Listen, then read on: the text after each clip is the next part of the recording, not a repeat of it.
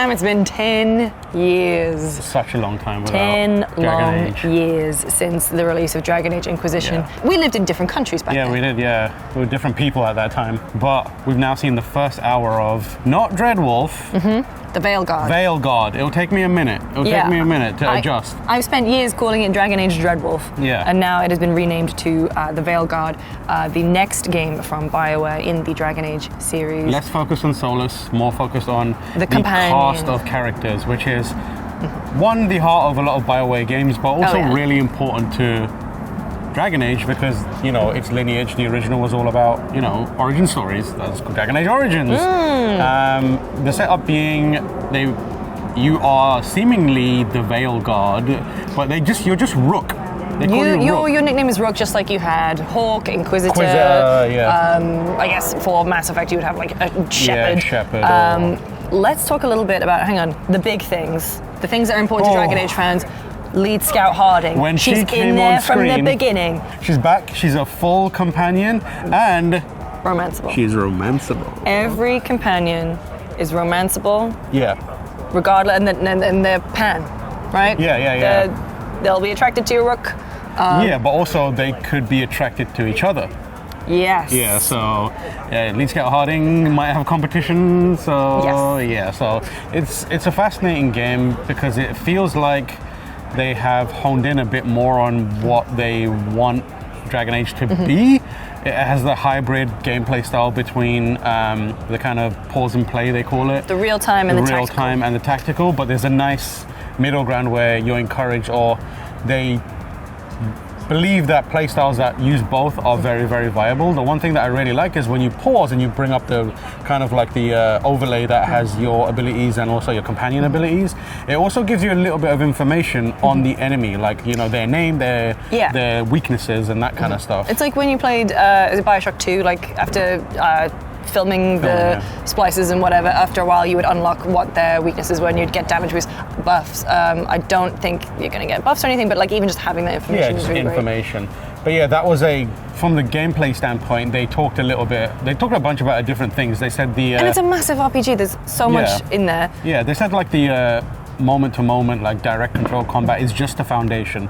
The strategy stuff is laid on top, and then there's stuff beyond that, intricacies like using your abilities, like they said that, you could like cast a slow effect and then use an AoE attack. That's just two abilities that happen to work together. There are also abilities that will actually have a closer connection. So we were with the game development team at BioWare who were leading us through the presentation, and as soon as they started talking about the way that abilities would combine, I went back to my Mass Effect 2 brain. That's exactly what I thought. Warp and singularity combining to explode in a bomb. I'm really into it. I think the thing that obviously it's a Dragon Age game, I'm really interested in the story. And I think, it's kind of fair to say that it has been 10 years since, Inquisition and Trespasser ended on a colossal cliffhanger. Huge. Which is that, basically Solus was a naughty boy. And is threatening to basically, just let all hell loose into Thedas. And so it's in a difficult position, I guess, because for long-term fans, it's been a long time since we played it. A lot of story intricacies have kind of been lost to time a little bit unless you're going to replay Inquisition, but also getting new people in through the door. Yeah. And so the prologue that we saw, I think, was a really smart way of doing that because introduces Rook, introduced like Varric and Lead Scout Harding, and then a new character, Nev. And the way that they were describing it is like they wanted this prologue to be like the end of a normal game, and so you come in and you are in this beautiful city. I kind of like don't want to spoil it too much, but it's like one that we've never been to before, and I've only heard of. It's referenced a lot. It's the Tevinter capital, but we have never been there before. And it was stunning, and then just obviously all hell starts breaking loose, and as things just kept hitting the fan and getting, the stakes just kept getting bigger, and it was like, I think it was a really strong prologue. Yes. Obviously we didn't get to play it, we just got based on what we saw. But you had some of those great character moments. There were, Varric approves, Scout Harding disapproves. There was a very heartbreaking moment where we thought we accidentally upset her because she is the best character. It reminded me of the suicide mission. Like in a lot of ways, the final suicide mission in Mass Effect. Everything just felt like it was building up. And when they said we want it to feel like the conclusion of another game, it very much felt like a conclusion of the other game. And the thing that you were talking about as well is visually looks very stylized. So I mean, the thing about Dragon Age games is they are all very different from each other. Yeah. It's been a long time since Dragon Age Origins, long time since 2, and obviously, like we said, long time since Inquisition. The one thing that I really loved about Inquisition is that like they kind of in Frostbite they were going for that slightly realistic, but slightly stylized kind of blend. Yeah. But they had these really beautiful the art cards, and I was really worried they would lose those art cards because I thought it was such a striking way of showcasing your game and like showcasing that it's soulless and that's kind of like his mark, I guess. Yeah.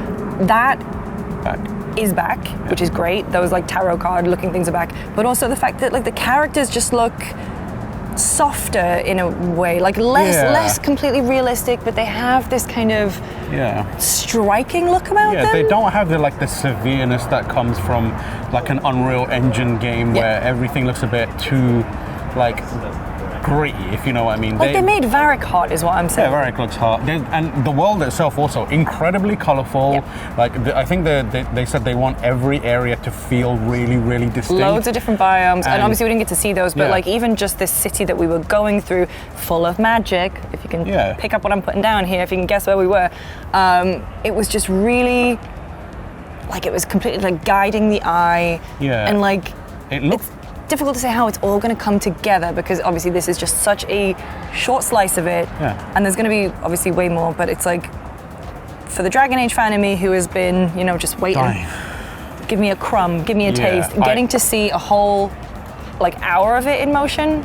I was very, very surprised at how good that game looked, and running on PC, by the way. Running on PC, I want to caveat it by saying it looks so good that I am slightly suspicious. Like I am like healthy amount of like I'm just like this could be an incredibly polished opening, and if there's any part of the game that you want to polish to like within perfection, it'd be the opening, and that's what we saw. So what I saw, if that is consistent across the rest of the game, we are in for a great time. But there's equal amount of chance that once you leave that prologue, things could be a little less impressive, or we'll have to wait and see. We'll have to wait and see. But so far, after 10 years, I'm very, very, very excited by what I saw. Very in-depth character creator. I know we've been talking for a little bit, so I'm just going to do some little sprinkles. Four different voices. Every hair strand rendered with its own physics. Yes, there was. You can actually change your body type now. You can have. Everything. There's voices, and like you can change the background of your character. There's so much into it. Even in the character creator, they showed you the lighting in 4 different lighting, just so you can make sure your character looks perfect. Anyway, there's going to be a lot more to talk about with Dragon Age: The Veilguard as we hopefully get closer and closer to release. Make sure for more, you stay tuned to GameSpot. Bye.